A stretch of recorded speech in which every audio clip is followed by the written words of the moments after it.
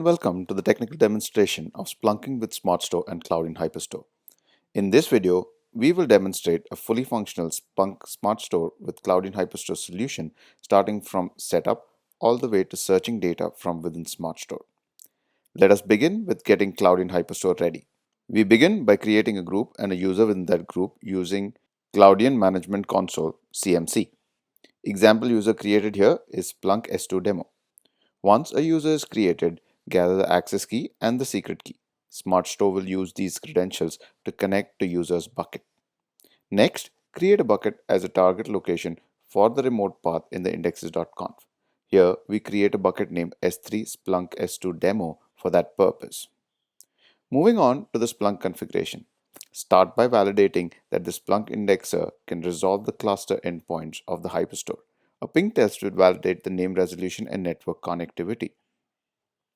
Currently, configuring Splunk SmartStore means directly editing the indexes.conf file. Here we see the indexes.conf file. A stanza is created in the indexes.conf for index Splunk S2 demo with volume set to be on remote storage. Replication factor is set to auto, storage type is set to remote, and path is set to the bucket created on Cloudian HyperStore. The access key and the secret key need to be added into this stanza, and the endpoint is also configured here.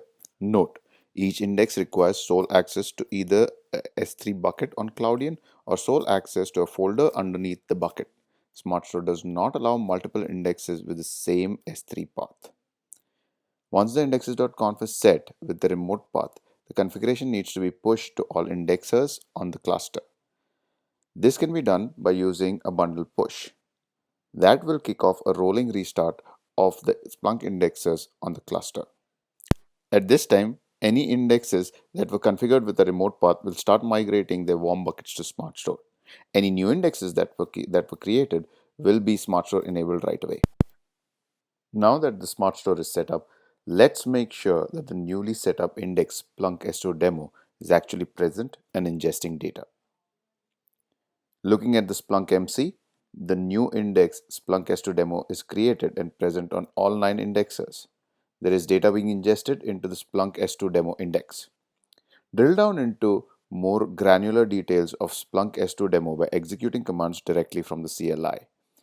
Here we can see the summary stats for the index using the db-inspect command, which works on a per indexer basis. We have automated the process for any per indexer commands for the purpose of this demo. The index here has about 75 GB of data already ingested. Look at the size of the index on each of the Splunk indexer file systems. We have used the du command, an OS level command, to showcase this information. Here we see the local disk usage per indexer. This is the data in the hot and warm bucket on the indexers. And this next command, which is also db-inspect, will show us the hot and warm bucket count per indexer.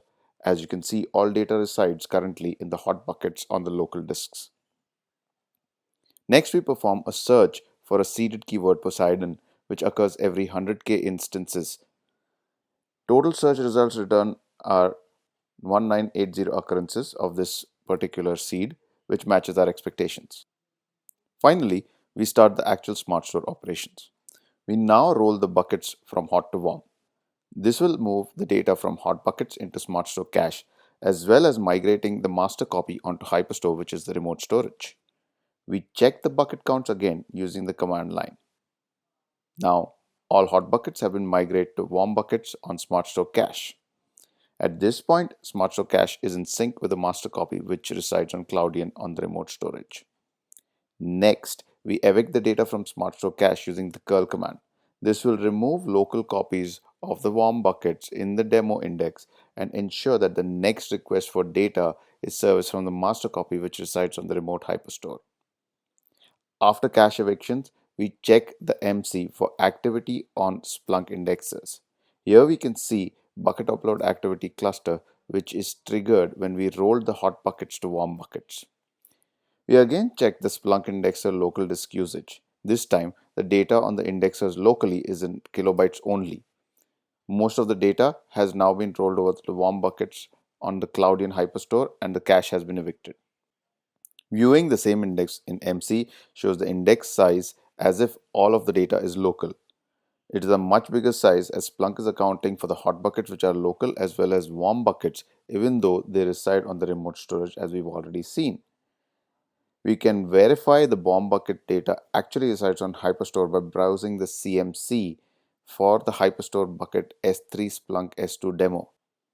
And it shows the Splunk data uploaded in similar structure as local index files. Final part of the SmartStore operations and the most important part is to show that the data residing on Cloudian HyperStore is searchable and the process is seamless. We run our search for the seeded term Poseidon again. The search will look for the data on hot buckets or the SmartStore cache first.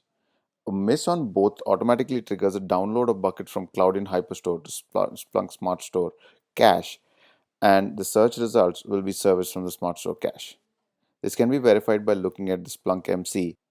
Reviewing the MC for SmartStore shows bucket download activities from HyperStore in addition to the older upload activities which we had already seen. The downloads also benefited from Splunk's cache manager, which was able to prefetch 25% of the data for the indexers. We again check the Splunk indexer local disk usage and see that the data has been pulled back onto the indexers locally in the SmartStore cache as expected. In conclusion, Splunk SmartStore and Cloudian HyperStore liberate scaling of compute from storage. Indexers can now scale without needing to scale expensive storage. Indexer failure is also independent of storage failure. And finally, this dramatically lowers the TCO of Splunk solution versus traditional storage solutions. Thank you for listening.